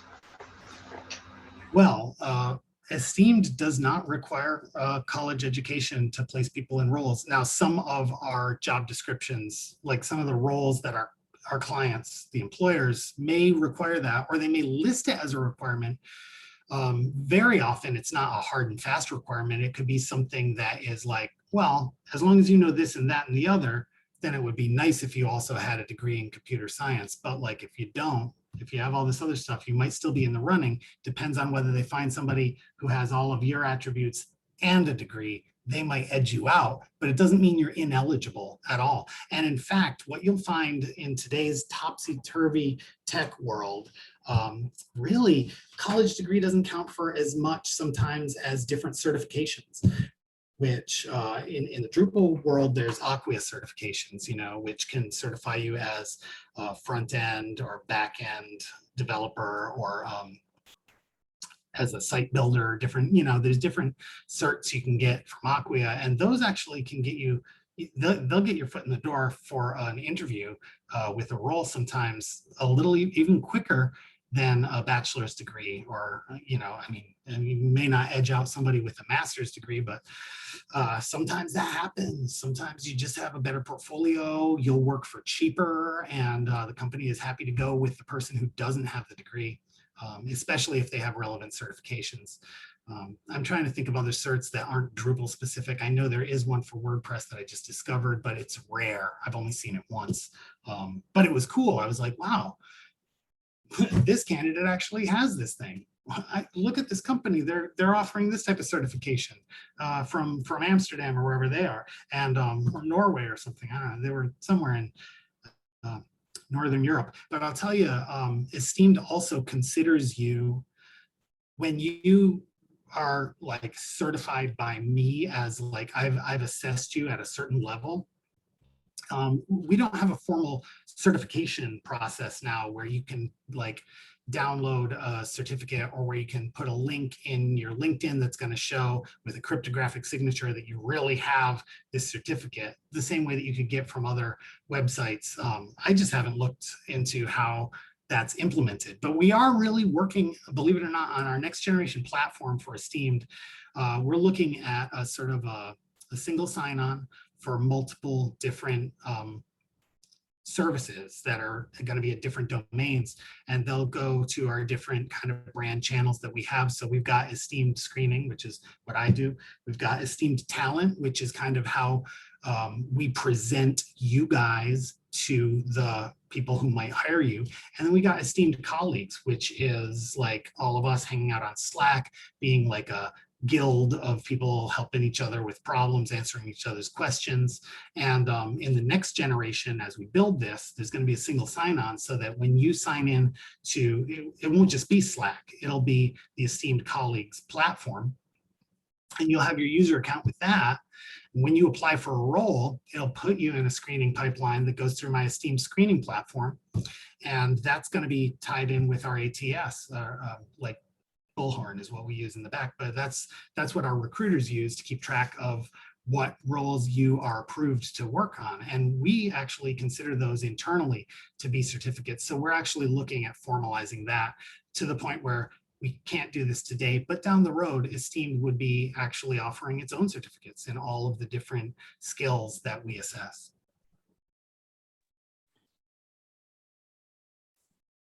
I hope that You answers. mentioned Hi, Darren. coding assessments. Hi.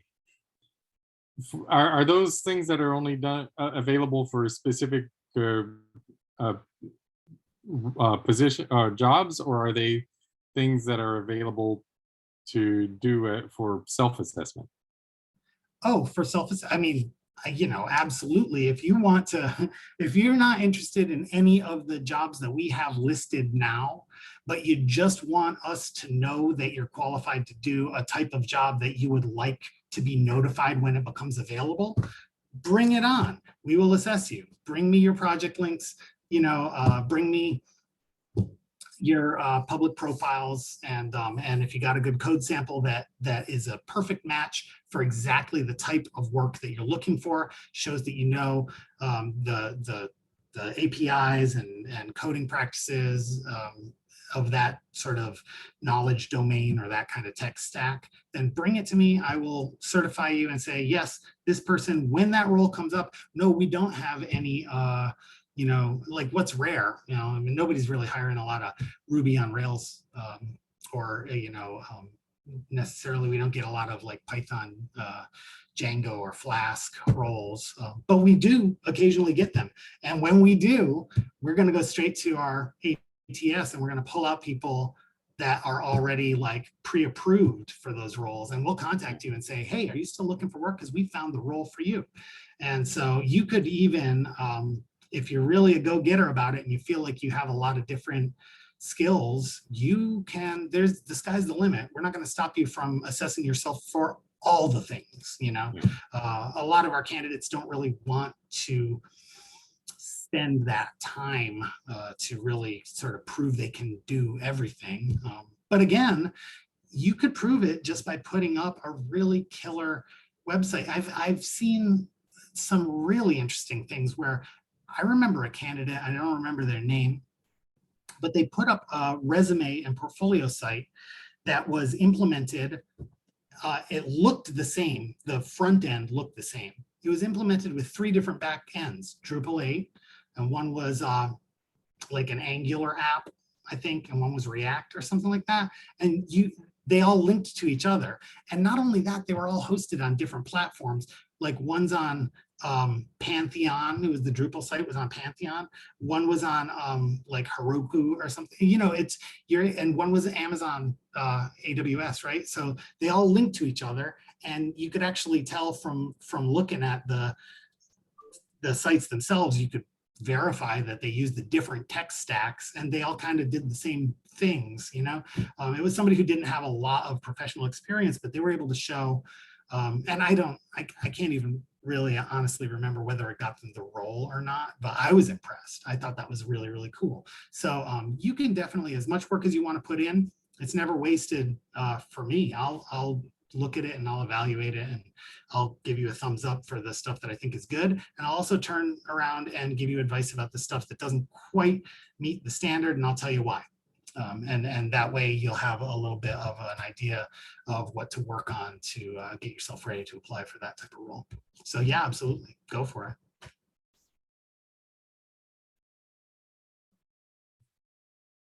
Does that answer your question, Darren? Yeah, well, I was also wondering about some of the coding tests, like if there were like suggested projects to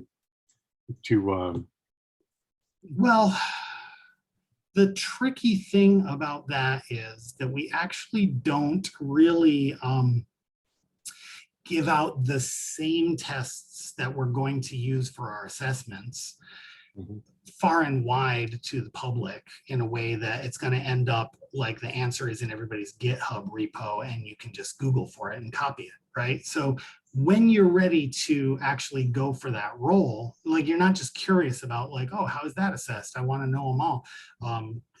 We don't really give it, like when you're interested, even if it doesn't match Yeah. like a job description that we currently have listed, then you can take that test and get that assessment, whether you're taking our automated coding assessment or whether you're just coming to me with your code samples and project links so that I can see what you can do and just believe in you and say, yes, this person is approved at the highest level or maybe just mid-level. Generally, without a code sample, I will make a note that says something like skill level unknown, presumed mid-level, or presumed mid-level or expert given quality of portfolio of like project links. But I won't know until I actually get your code how sloppy it is, whether it actually follows the APIs, whether things are like, and I'm not just talking about white space errors and indentation.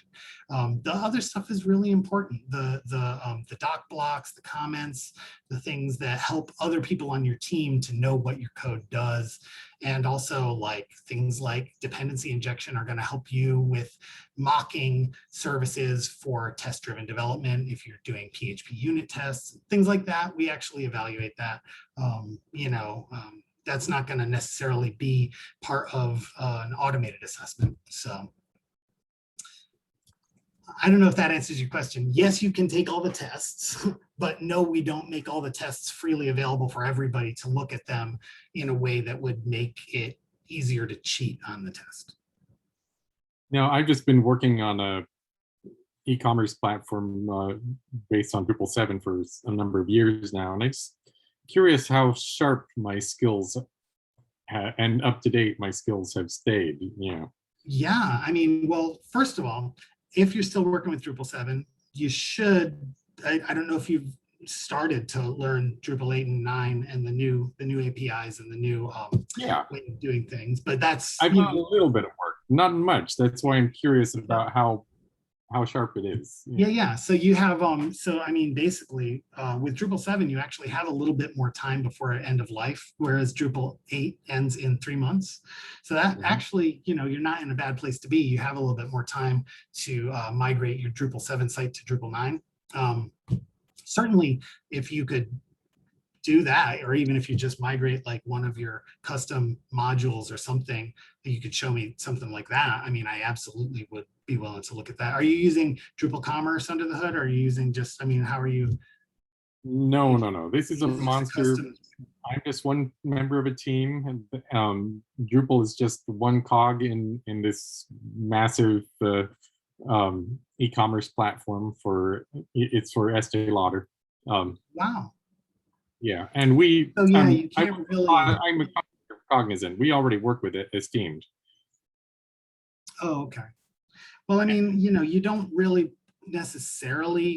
Why don't we pick this up like later? We can talk about it on Slack or something, and I'll give you a little bit more personalized kind of advice on your specific situation. But essentially, we wouldn't ask you necessarily to share code that is a client's, right, their e-commerce platform.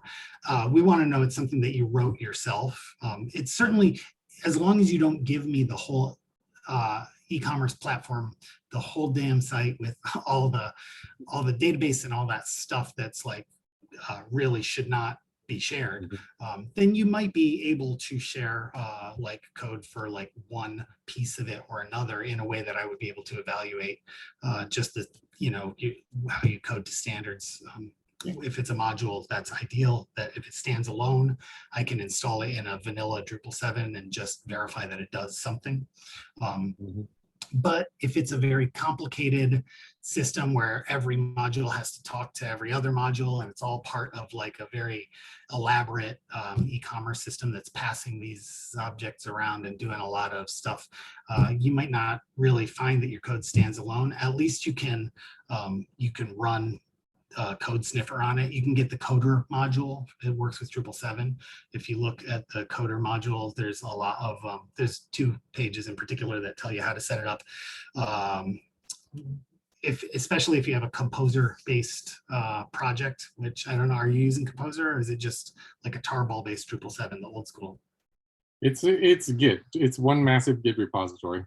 Right, but do you use Composer to manage dependencies in your PHP project? You do not. No. Yeah, so it's, yep. So it's well, I would consider that an old school, like a tarball based project.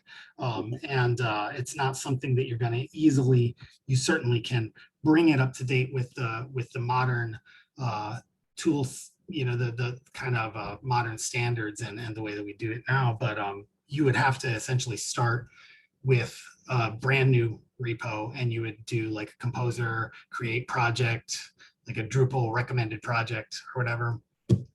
And it'll download all this stuff and it'll build it, you know, and then you'll have the scaffolding that you can then build. You can start moving your custom modules over into it, or if you rely on different contrib modules, you just compose or require those contrib modules, they'll just come flying into your project.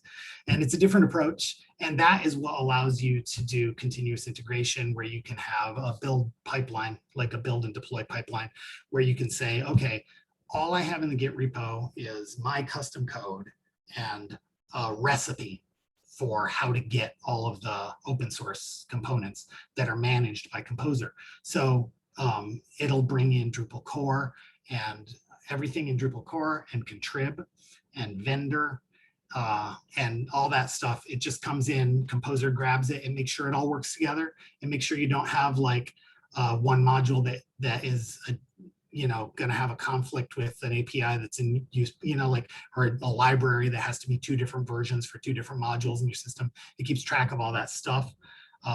And so it's a lot like Node in that way. It's a lot like using NPM or Yarn, but it's for PHP packages and it manages dependencies. So that's a thing I would recommend that you would learn how to set up. And I wouldn't necessarily recommend that you share any of the code from your employer's Drupal 7 project. That's not, because again, you can show it to me and you can trust me not to, you know, show it to anybody else, because I certainly won't. And I can't show it to another employer and say, this is an example of Darren's work, because they'll say like, why are you showing me this? It's, you know, it's part of somebody's, like, it's not something that, you know, it is something that you wrote for a job.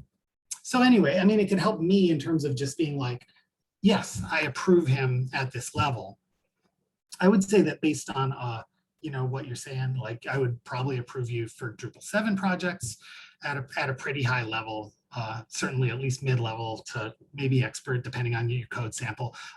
Probably would not be able to approve you at the same level for a Drupal 8 project yet, but I would recommend that you just like spin up a little, like a little vanilla Drupal 8 or Drupal 9 and start, you know, see if you can re-implement one of your old modules that's for Drupal 7 and see what breaks and what things the code sniffer tells you, whoa, you're doing that the old way. It still kind of works, but it's deprecated in Drupal 8 and it won't work at all in Drupal 9.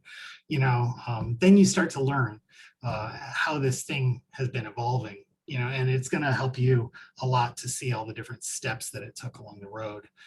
And then you'll end up with something that you can show me. It'll be a brand new Drupal 8 or 9 module that uses the new APIs. It may be based on concepts that you implemented for a client, but it won't actually contain the, certainly not if you're under an NDA, right? I talked about that in the slides, but like, you can show it to me, but I won't show it to anybody else, and it won't do you a lick of good to actually get a job, you know? So yeah.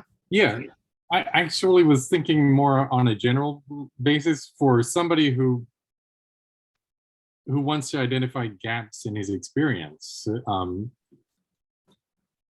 sure, yeah. You can do that just to identify gaps. I mean, like, well, I mean,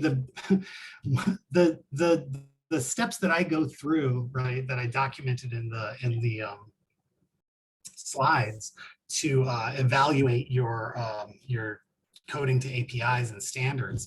I mean, you can implement those all on your own. Certainly, like you can get the coder module for Drupal. There's 2 pages that show how to, one is just how to install the module using Composer, and the other one is how to use it actually from the command line. You can also integrate it into your code editor or IDE if you use something like PHP Storm or VS Code, or, you know, you can actually put those guardrails on your own projects and start working on just a little like a like a little pet project that's just like to play with the APIs. If you did want to take one of our assessments for Drupal 8, we've got essentially expert and intermediate level assessments for front end, full stack, and back end. So there are 6 different assessments that you could potentially take.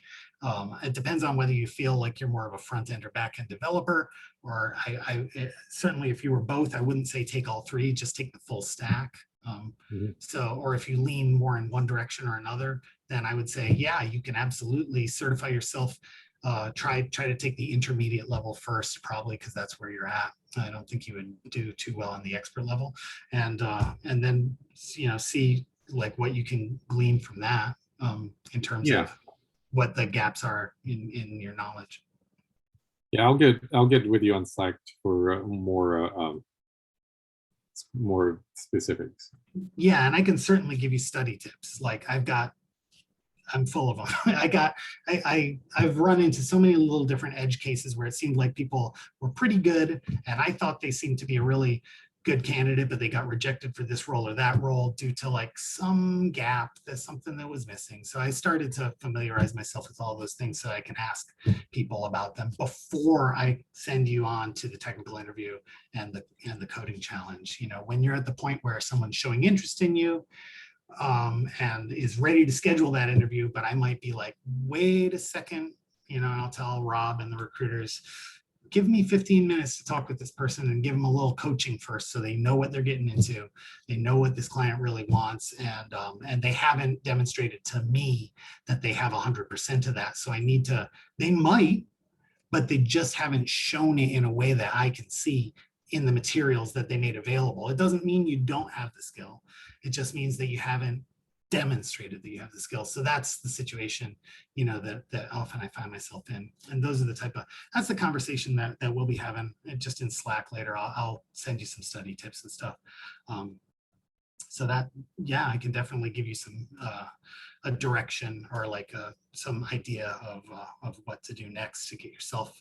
And to be honest, Drupal 7 to Drupal 8 is a tough transition. Drupal 8 to Drupal 9, not as tough. People will hire you to do a Drupal 9 project if all you've done is Drupal 8. Not necessarily the same case with Drupal 8 and 9 if all you've done is Drupal 7. They're going to want to see something that you built using the newer APIs. Okay. I have one more last question. It's about the salary expectations. Sometimes in the interview, they ask you salary expectations, and then how much money like a junior entry-level salary gets. I am actually not the right person to ask because it's really not my role here to talk about the money and the numbers. That is a conversation that happens primarily between Rob Shost, our vice president, can certainly answer, and he's always available on Slack. He will directly answer any questions that you've got. And that's a conversation that happens between him and the end clients who are the hiring organizations, the actual employers. But I do know that it varies a lot according to different criteria. A lot of people will come in asking different rates, and there's nothing to stop you from asking for the moon. And people will come in with amazing backgrounds and have really great portfolios and have demonstrable skills that show that they should get the big bucks. But if they set their salary expectations too high, even if they're the favorite, even if they're the person who did the best in the interview and the coding challenge and everything, you may find that the employer will go for their second choice who costs less money. And that's something that I don't really have any say in that or control over that. It comes down to the individual choices made by the hiring managers at these different companies. It comes down to whether they feel like in a lot of cases, they're hedging their bets and saying, I don't need someone at this level that's going to cost me that much money. I might be able to get by with somebody down at this level who, maybe isn't even going to be as efficient, but is going to cost us a lot less. you know, and that's something that's absolutely different for every individual, every role that we've got, every company that we've got, and then they're going to have different. The job description is going to lay out different requirements for each one too, whether or not they require you to have, for example, like a college education or whatever. Those are going to differ very widely from role to role. So there's not really like a set rule that I could point to that's like a bright line that's like, this is always this way. And certainly when it comes to salary, it comes down to a negotiation. We'll get you as much as we can, maybe not always entirely up to what you asked for, but as close to that as we can get, enable, you know, to be able to close the deal. And that's kind of how it works out. It's always a little bit of a haggling and negotiation between like between how much we'd like candidate to get paid and how little your boss, that's not us, but our clients, is willing to pay. So it's going to be a balance every time.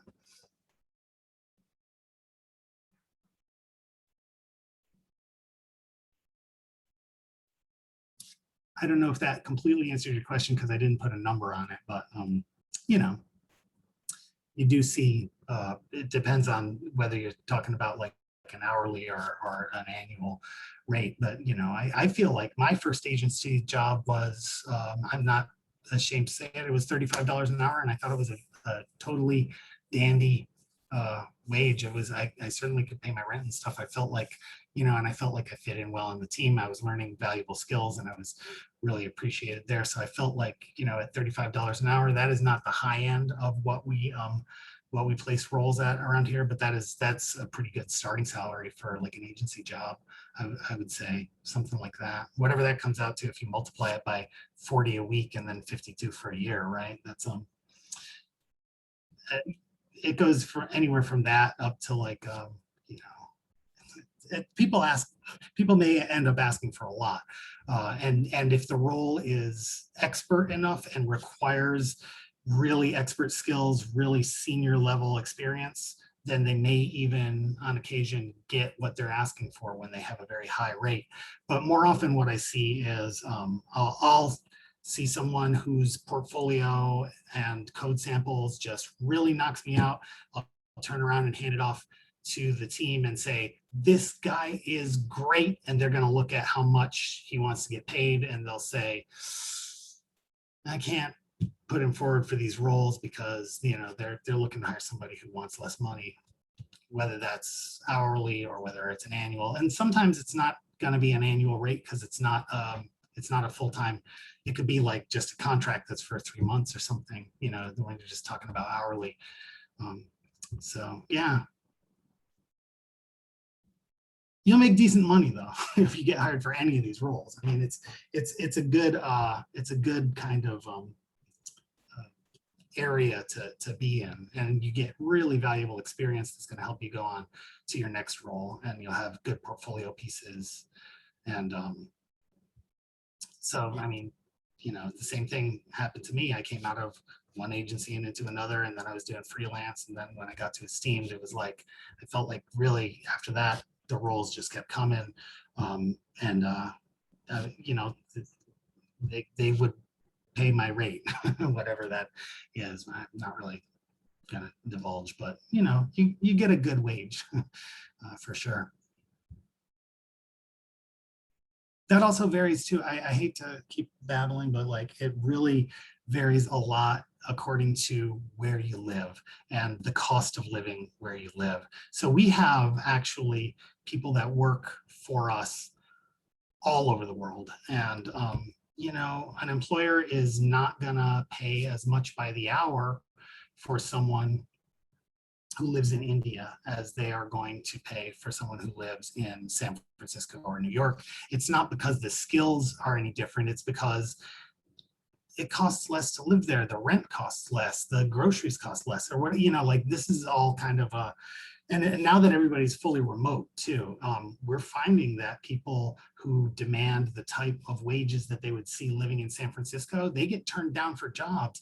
They end up, like a lot of these people are moving to quieter neighborhoods a little bit further away from the city where they can buy a house and just and afford to work for less. or, you know, even if you're not in a position where you're ready to buy a house, but you're just renting in a cheaper neighborhood or living in another country that's cheaper, then you might be able to get more roles because you're asking for less money, but in your local economy, the money goes farther, so it works out. And that also is part of the conversation. So really, there are a lot of variables at play determining what people actually get paid in any given situation.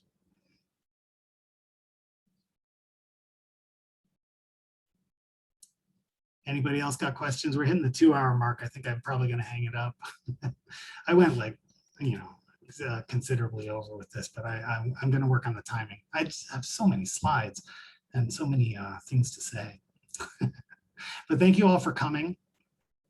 If you've got any more questions, you can do just like, you know, you can type them in. I see actually there's another, there's Robin is saying, yeah, pay scale, which is sort of like a range, like you could see a range from like what I said. I mean, I think that's a good starting salary was what I got at my first agency job was $35 an hour up to like, what would that be? That would, I'm gonna do the math and multiply that out for you. Just to see where we land, but I think that is 35 times 40 times 52. It's like 72,000 a year is like the low end of what you probably get paid for an agency job. You see up to like maybe, you know, 100,000 a year or you know, 120 a year in some cases, but that's for really, those are for really high level things that require people to already have a lot of experience and a lot of stuff that they can point to that they've already built at a really high level, you know, for very prestigious clients and things that are that very busy web applications that serve a lot of, you know, that in the case you get to that level, you're under a lot of load. I can tell you so it was 72,800 was my starting salary when I started in the agency world. And if it was 100,000 a year divided by 52, that's like 192 a week, and divide that by 40, that's, I feel like I'm doing this math wrong. But anyway, you know, you get the idea. There's a range. All right, thanks everybody for coming. It's 5 after 5, and I'm gonna end this now, but thank you for attending the talk.